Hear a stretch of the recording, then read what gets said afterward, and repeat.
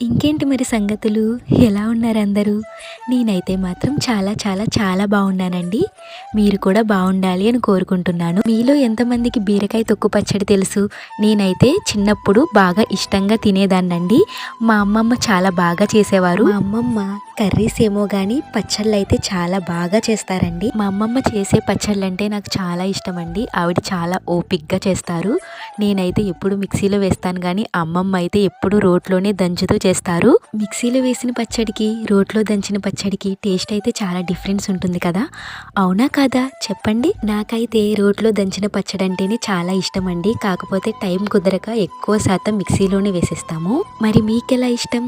రోట్లో దంచిన పచ్చడి ఇష్టమా లేదా మిక్సీలో వేసిన పచ్చడి ఇష్టమా? ఈ పచ్చడి టేస్ట్ అంతా ఒక ఎత్తు అయితే ఆ తాలింపు ఇస్తుంది చూడండి పచ్చడికి ఇంకొంచెం టేస్ట్, అదైతే వేరే లెవెల్ అండి. నేనైతే ఈ బీరకాయ తొక్కు పచ్చడి తిని చాలా ఇయర్స్ అయిపోతుందండి.